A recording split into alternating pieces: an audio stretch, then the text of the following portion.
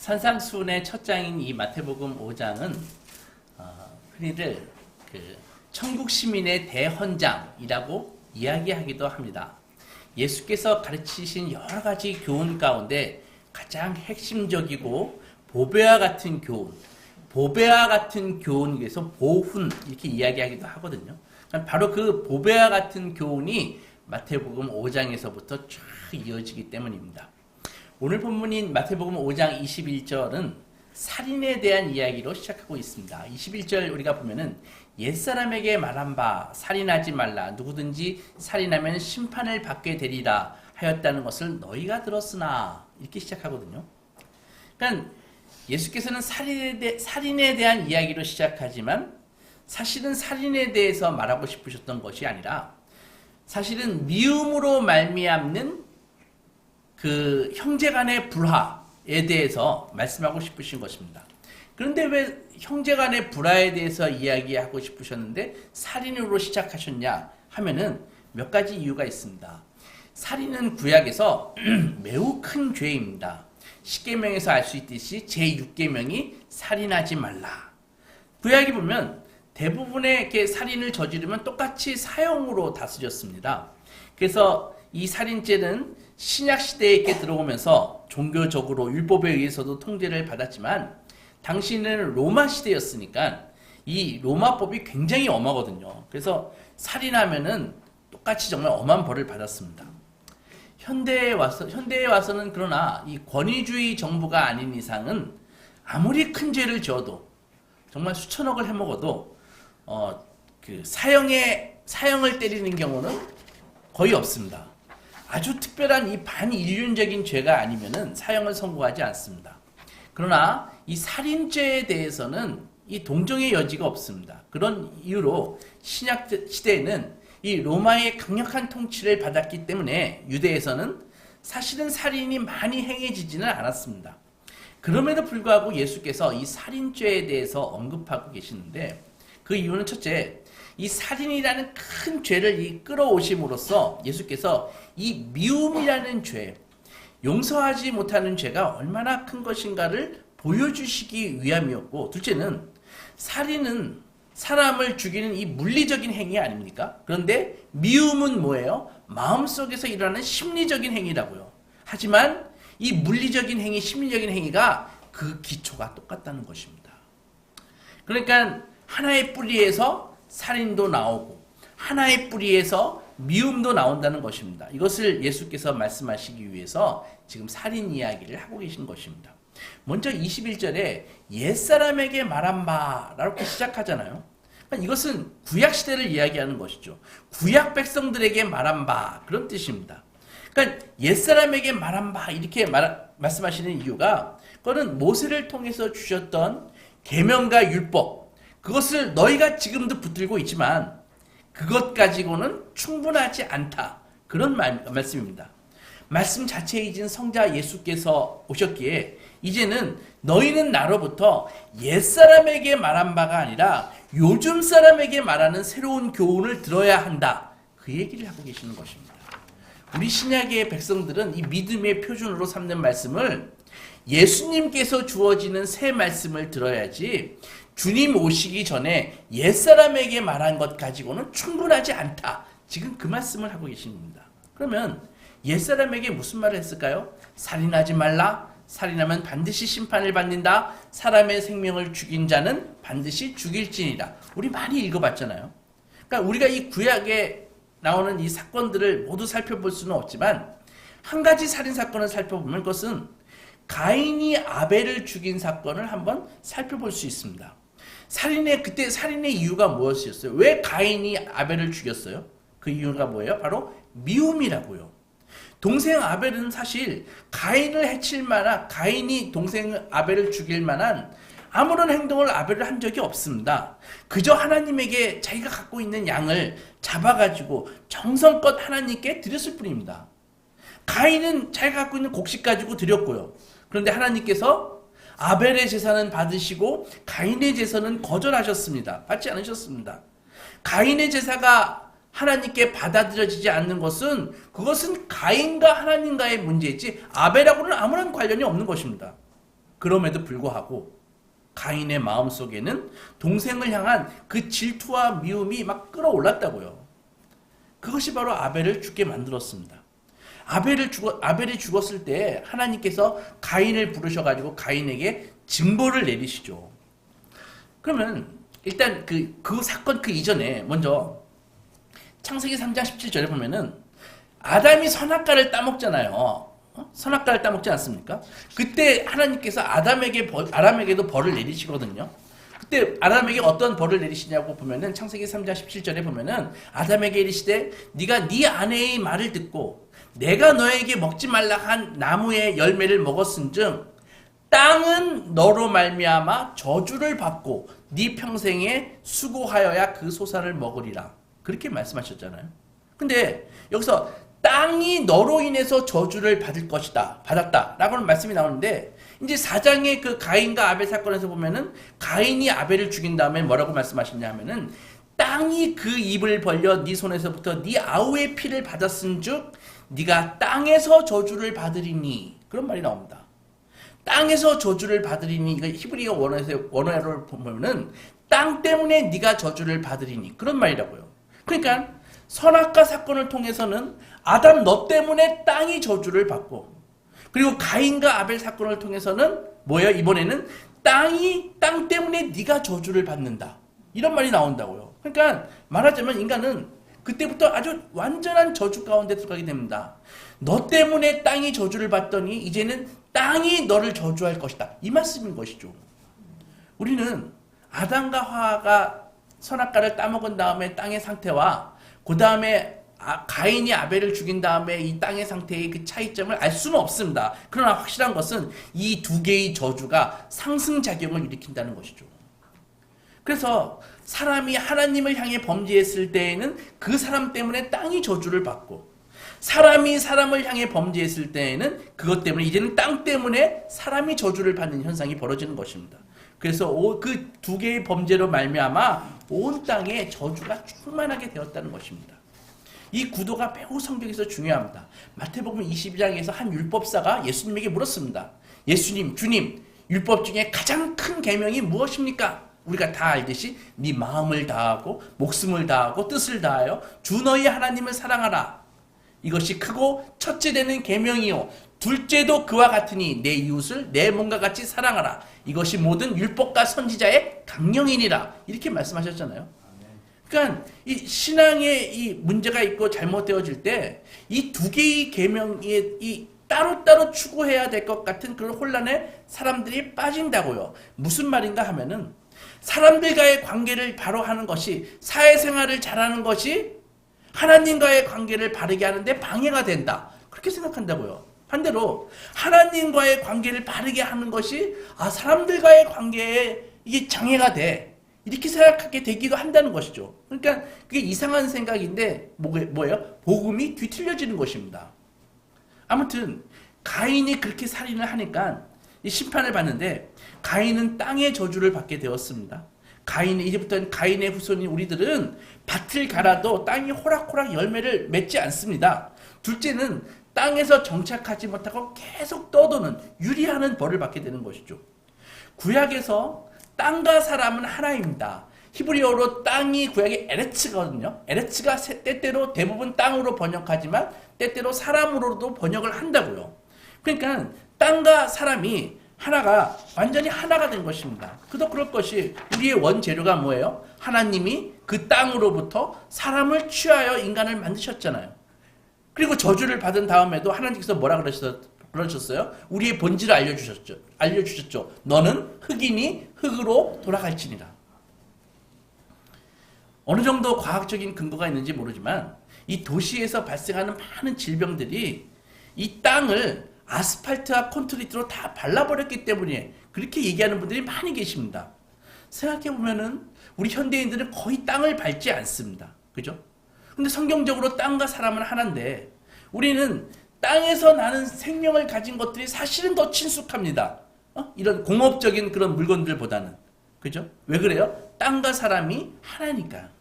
그런데 땅이 사람 때문에 저주를 받고 사람이 땅 때문에 저주를 받습니다. 그래서 이제는 땅이 인간을 대적하는 것이죠. 자연이 인간을 대적하는 것입니다. 어마어마한 자연의 공격 때문에 인간이 이제는 죽기도 하고 막심한 피해를 당하게 되는 것입니다.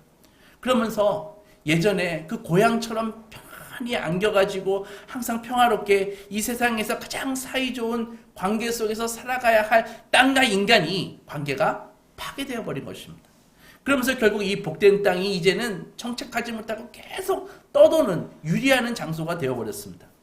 땅에서 정착하지 못하고 쫓겨다니고, 즉 정착한다 해도 땅은 좀처럼 쉽게 인간에게 이제는 소득을 허락하지 않습니다.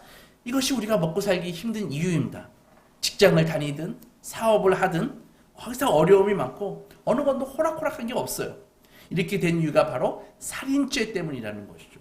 그리고 그 이후로 이것만으로 살인죄가 그래도 다스려지지 않으니까 하나님께서는 율법에 살인하지 말라 딱 이렇게 박아 놓으신 것입니다. 이것은 인간이 가지고 있는 이 죽음에 대한 공포를 자극하심으로써 인간으로 하여금 하나님이 주신 이 땅의 생명들을 감히 해하지 못하도록 그렇게 만드신 것입니다. 그러므로 사실은 이 계명이 하나님의 자비라는 것이죠. 여러분, 이 세상에 있는 모든 범죄가 질적으로 다 같은 것이지만 그러나 살인은 아주 독특한 면이 있습니다. 그게 뭐냐면은 바로 하나님의 주권을 침해하는 것입니다. 하나님께서는 인간에게 생명을 주셨죠. 그러므로 생명의 주인은 누구세요? 하나님입니다. 그리고 그 하나님의 뜻이 뭡니까? 인간이 그 주신 생명을 누리면서 살아가는 것이, 하나님을 예배하면서 살아가는 것이, 감사하면서 살아가는 것이 하나님의 뜻입니다. 그래서 인간은 하나님이 보내실 때 보냄을 받고 하나님이 부르실 때 불림을 받아야 되는 것입니다. 그것이 하나님이 정하시고 원하시는 바입니다. 하나님께서 부르실 때가 되면 다양한 방법으로 부르십니다. 그런데 인간이 다른 인간을 죽이는 이유가 뭐예요? 그것은 뭐예요? 그 인간이 살아있는 것이 나의 행복에 방해가 된다. 그것입니다. 그러니까 살인의 동기가 뭐예요? 극도의 자기 사랑이라고요. 자살도 마찬가지입니다. 극도의 자기 사랑입니다. 예전에 목사님들이 자살하면 천국에 못 가, 또 자살하면 지옥 가, 이렇게 많이 가르치셨거든요. 그럼 꼭 이렇게 질문하는 애들이 있어요. 예수 믿고 자살하면 어떻게 돼요? 꼭 이렇게 질문하는 애들이 있다고요. 그거는 자살하는 그 행위 때문에 천국에 못 가는 것이 아니라 하나님의 자녀라면은 하나님의 주권을 무시할 수 없고, 그런데 자살은 하나님의 주권을 철저히 무시하는 것이기 때문에 믿는 사람이라면 그렇게 할 수 없다. 그 말씀인 것이죠. 그러니까 살인은 하나님이 그 생명을 취하실 때까지 내가 그것을 못 참겠다. 그게 살인인 것입니다. 내 손으로 그 인간을 없애버려야겠다. 그것이죠. 살인을 한 사람의 눈빛을 보신 적이 있으십니까? 보통 사람들하고 아주 다릅니다. 실수로 사람을 죽이는 것 말고 의도적으로 사람을 많이 죽이는 것, 그것은 확실히 사탄의 역사입니다. 그런 의미에서 살인은 하나님을 향한 마지막 반항이라는 것이죠. 하나님께서 이 살인의 문제를 이렇게 심각하게 다루신 이유가 바로 그것 때문입니다. 그런데 이 살인의 문제를 예수께서 미움을 얘기하기 위해서 끌고 들어오시는 이유가 무엇인가 하면은 아까도 말씀드렸듯이 그 미움의 동기와 살인의 동기가 동일하기 때문입니다. 주님께서 지금 무엇을 말씀하시고자 하면은 미움과 용서하지 못하는 것, 이 죄를 너희들이 결코 작은 것이라고 생각해서는 안 된다. 그 말씀을 하고 계시는 것입니다. 5장 19절에 마태복음 이런 말씀이 있잖아요. 너희가 계명 중에 지극히 작은 것 하나라도 버리고 또 그같이 사람을 가리키는 자는 천국에서 지극히 작다 일컬음을 받을 것이요. 이런 말씀이 있잖아요. 그러니까 신약 시대에 와서 예수께서는 이제는 뭐냐 하면은 눈에 보이는 죄의 현상이 아니라 죄의 뿌리를 지금 다루고 계신 것입니다. 구약에서는 사람을 죽이는 그 행동의 문제를 삼으니까 사람들이 또 법과 제도가 있으니까 살인만 하지 않으면은 나 살인자 아니야. 난 죄 없어. 이렇게 생각을 하고 있었거든요. 율법에 비추어 볼 때 그렇게 해석하는 것이 가당할지 모르지만 예수께서는 살인을 하지 않았음에도 마음속에 미움이 있고 증오가 있고 그런 것으로 말미암아 하나님과의 관계가 황폐해진 수많은 사람들을 예수께서는 목도하셨습니다. 헤아려 세고 싶죠. 현대인들만 미워합니까? 그런 것이 아니라 몇 사람 살지도 않는 그 창세기 때에도 마찬가지였잖아요. 가인이 미워하니까 아벨을 죽이잖아요. 그러니까 이견 속에 있는 본질은 예나 지금이나 똑같다는 것입니다. 그런데 사람들은 나 살인한 적 없어. 그 생각 하나 가지고 자위하지만 만족하지만 그것만으로 하나님과의 진정한 교제가 열리느냐? 바로 그것이죠. 자기 속에 있는 분노와 미움을 내가 살인이라는 행동으로 옮기지는 않았지만 그 자체가 하나님과의 회복을 결코 도와주지 않는다는 것입니다. 예수께서는 바로 그것을 꿰뚫어 보신 것입니다. 구약에서 충분히 다루지 않는 이 죄의 본질을 예수께서는 다루고 계시는 것이죠. 지금 예수께서 형제에게 단순하게 욕하지 말라, 나가라고 말하지 말라, 미련한 놈이라고 말하지 말라 하시면서 우리의 그 교양 없는 이 말버릇을, 행동을 주시기 위해서 이 말씀을 하고 계신 것이 아닙니다. 만약 산상수훈이 그런 식으로 읽으면은 성경은 그냥 단순히 윤리교과서에 불과하게 되는 것이죠. 물론 윤리적인 면이 없다는 건 아닙니다. 그러나 그보다 중요한 메시지는 영적인 의미에 있다는 것이죠. 어떤 의미입니까? 바로 살인에 대해 다시 한번 생각해 보십시오. 우리 마음속에서 항상 이렇게 외칠 것입니다. 나는 가인처럼 살인을 저지른 적이 없습니다. 라고 말입니다. 그럴 때 예수님이 물으십니다. 그러면 너는 살인한 사람들이 결코 누릴 수 없는 놀라운 하나님의 축복을 지금 누리고 있니? 너는 살인한 인간들이 결코 누릴 수 없는 정말 하나님의 자녀됨의 확신이 있니? 너는 살인한 사람들이 결코 얻을 수 없는 죄의 문제가 해결되고 하나님과의 확 열린 관계 속에서 그 삶을 누리고 있니? 질문하시는 것입니다. 예수님은 무슨 말씀을 하고 싶으신 것입니까? 주님은 구약시대 사람들이 왜 살인하게 되었는지를 말씀하고 싶으신 것이죠. 즉 살인을 자행하지 않더라도 살인의 동기를 끝까지 갖고 있는 한 결코 그것은 살인하는 것과 동일하다. 그 말씀을 하고 계신 것입니다. 이 말씀을 들었던 당시의 사람들은 충격을 받습니다. 왜냐하면 그들은 다 율법에 지배하에 있던 사람들이거든요. 행동하지 않았으면 아무 문제가 없는 것입니다. 살인하지 않았으면 난 살인하지 않은 것입니다. 그러나 예수께서는 네가 살인을 실행에 옮긴 것이나 그 사람을 미워하고 있는 것이나 동일한 뿌리이고 그렇게 살인과 마찬가지로 네가 품고 있는 그 미움과 증오는 하나님과의 관계에서 반드시 문제가 된다. 그 말씀을 하고 계신다고. 당시 사람들로서는 이런 말씀을 들어본 적이 없습니다. 정말 충격적인 말씀이죠. 스스로 정직하게 물어보십시오. 나는 이 미움이라는 문제에 대해서 내가 갖고 있는 그 이해가 예수적입니까? 아니면은 세속적입니까? 세상적이고 율법적입니까? 우리는 별 수 없이 전자보다는 후자일 경우가 대부분임을 고백하지 않을 수 없습니다. 나는 한 번도 살인한 적이 없어 라고 생각하면서 살고 있기 때문입니다. 그렇기에 우리도 율법 속에서 여전히 살고 있고 그러니까 하나님과의 만남이 잘 이루어지지 않는 것입니다. 여러분 성경 전체는 화해를 다루고 있습니다. 화해. 태초에 하나님이 천지를 창조하시고 에덴을 창설하셨습니다. 그 아름답고 완벽한 동산에 아담과 하와를 만드셨어요. 하나님께서 아담과 화목하셨습니까? 당연히 화목하셨습니다. 아담은 동산을 거닐면서 늘 하나님의 임재하심을 느낄 수 있었고 하나님과 대화하면서 동산을 거닐 수도 있었습니다. 그리고 그때엔 아담과 그 나머지 모든 창조된 이 자연과 세계와도 하나님과의 그 관계 가운데 완전한 화해 속에 있었다고요. 화목 속에 있었다고요. 그런데 그 완전한 화목이 깨어져 버렸습니다. 아담이 죄를 짓자 그 모든 관계가 깨어지고 미움이 들어오기 시작했습니다. 인간의 모든 불순종의 역사가 그때부터 시작되는 것이죠. 무엇 때문입니까? 왜 하나님이 먹지 말라고 그렇게 경고했던 반드시 죽을 것이다 라고까지 경고하셨던 그 동산에 있는 선악을 알게 하는 그 나무의 실과를 왜 먹었나요? 그것은 바로 자기 사랑과 하나님에 대한 불신과 미움 때문인 것입니다. 그 결과 우리가 지금 이렇게 뼈저리게 경험하고 있는 그 이후로 우리는 비참한 삶을 다 살고 있잖아요. 그런데 복음으로 말미암아 그 관계가 회복될 때 어떤 일이 벌어집니까? 정반대로 자기를 미워하고 하나님을 사랑하는 그런 신앙의 본분들이 새롭게 회복되기 시작됩니다. 예전에는 선악과를 따먹을 때는 나를 사랑하고 자기를 사랑하고 하나님을 미워했는데 불신했는데 이제는 반대로 자기를 부인하고 하나님을 사랑하게 됩니다. 이것이 신앙의 회복인 것입니다. 그런데 예수께서 오셔서 우리의 죄를 짊어지시고 우리를 위해 십자가에서 죽으심으로 우리를 하나님과 화목하게 하셨습니다. 이제 예수 그리스도를 영접하고 하나님의 자녀가 되면은 하나님의 용서가 현실적으로 나에게 다가오게 되고 하늘의 자원과 은혜가 공급되기 시작합니다. 그러면서 점점 하나님에 대한 신앙을 갖게 되는데 그것은 바로 하나님에 대한 미움을 포기함을 의미하고 자기 사랑을 포기함을 의미하는 것입니다.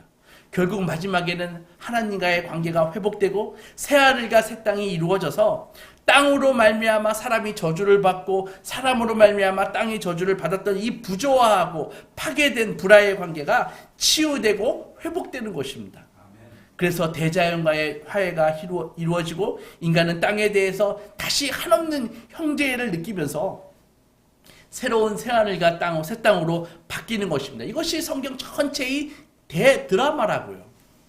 다시 본문으로 돌아와서 예수께서 살인이 그토록 무서운 것이다를 말씀하시면서 옛날에는 살인하면 심판받게 된다는 것을 너희가 들었으나 지금은 그 교훈으로 충분하지 않다. 내가 진실을 너희에게 말합니다. 하면서 22절에 보면은 나는 너희에게 이르노니 형제에게 노하는 자마다 심판을 받게 되고 형제를 대하여 나가라 하는 자는 공회에 잡혀가게 되고 미련한 놈이라 하는 자는 지옥불에 들어가게 되리라. 이것은 각각 다른 말이 아니라 사실은 같은 말입니다. 이 히브리 문학에서 이렇게 중요하고 강조하고 싶은 것은 말을 조금씩 바꿔가면서 이렇게 반복적으로 서술하는 것입니다. 그런데 예수님의 말씀에서 우리는 상당히 이 중요한 교리적인 문제에 부딪히게 됩니다. 봉착하게 됩니다. 형제에게 노하는 자마다 심판을 받게 된다라고 하는데 이 심판은 세상 법정이 아니라 하늘의 법정, 하나님의 심판을 말하는 것입니다. 나가라 하는 자는 공회에 잡힌다 하는데 이 공회는 이것은 요즘 같으면 이 교회의 7일을 의미하는데 우리를 가장 공포스럽게 만드는 것은 바로 이거예요. 미련한 놈이라 하는 자는 지옥불에 들어가리라. 이 말씀을 액면 그대로 받아들이면 우리는 절망할 수밖에 없습니다.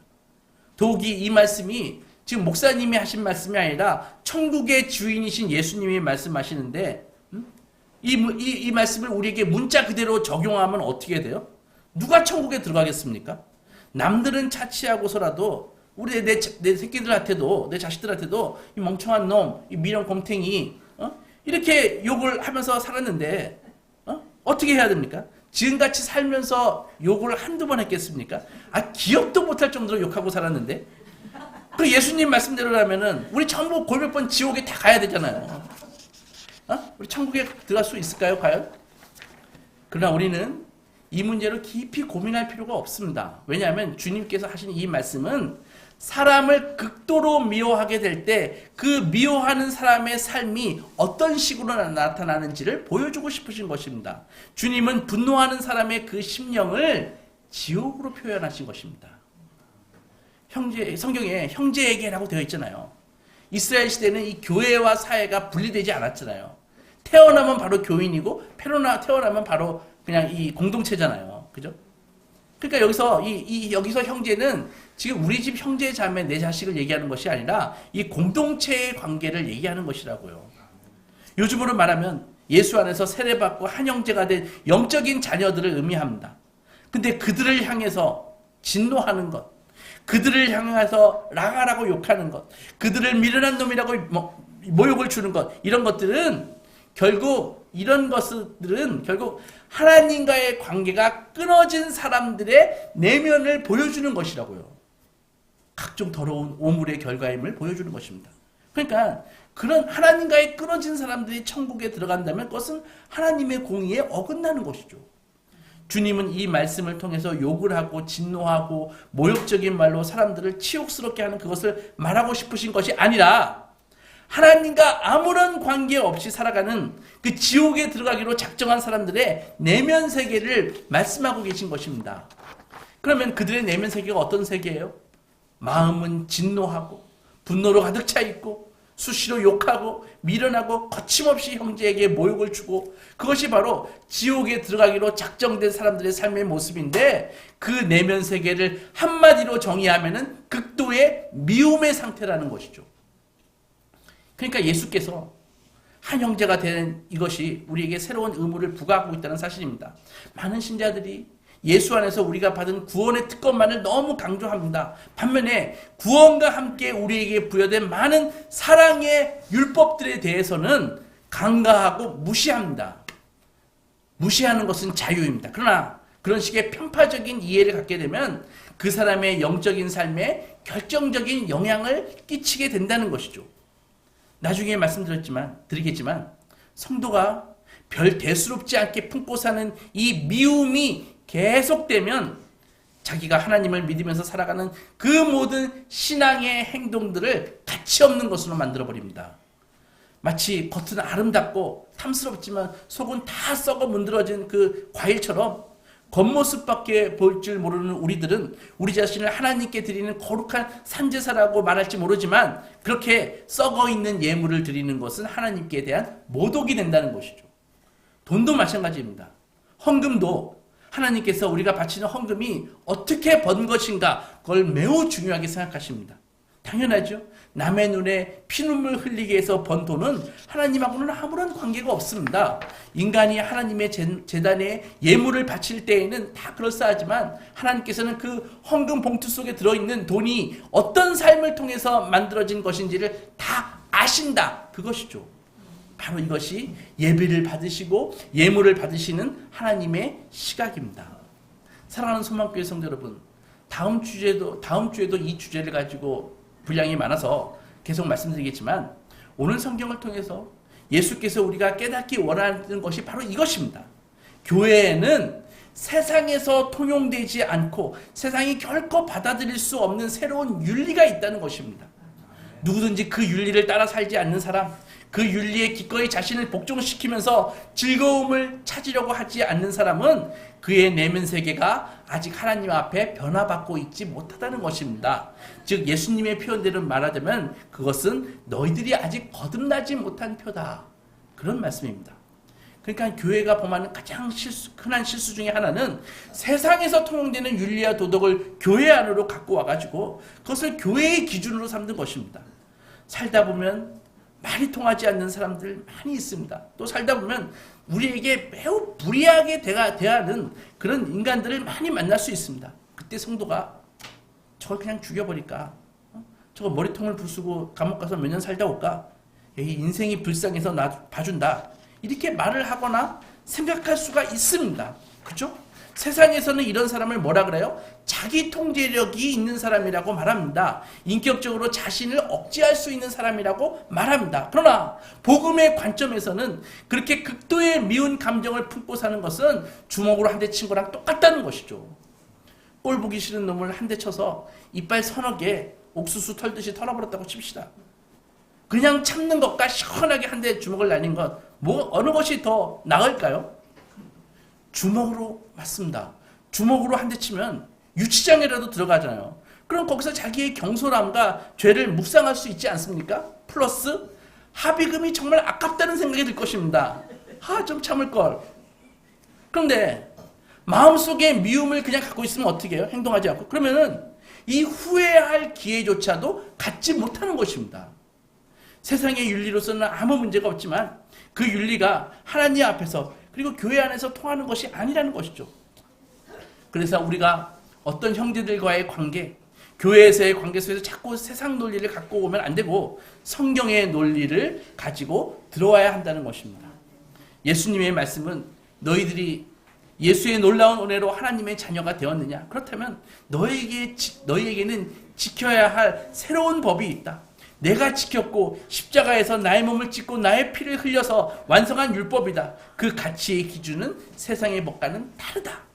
너희가 그 은혜의 법, 용서의 법을 따를 때 바로 땅의 저주에서 벗어날 수 있다. 그 말씀입니다. 사랑하는 여러분, 세상의 법과 윤리를 넘어서는 일은 사실은 쉽지 않습니다. 그러나 예수께서 말씀하시는 그 길을 우리는 포기해서는 안 됩니다. 그 길이 땅의 저주를 넘어서는 길이기 때문이고 하늘 차원의 통로가 열리는 그런 천국의 법이기 때문입니다. 미움의 덫에 갇혀 고통스러울 때 주님의 이 말씀을 반드시 떠올리십시오. 옛사람에게 말한 것을 너희가 들었지만 나는 너희에게 이르노니, 이 음성을 들을 수 있어야 되는 것입니다. 나는 너희에게 말한다. 아무쪼록 우리 소망가족 모두 마음의 미움의 이 고통으로 어려울 때 나는 너희에게 이르노니, 그 주님의 말씀을 들으시고 그 말씀에 순종하셔서 땅의 저주에서 해방되고 천국 시민의 자유함의 은총을 누리시기 주님의 이름으로 축원합니다. 아멘. 네, 기도하겠습니다.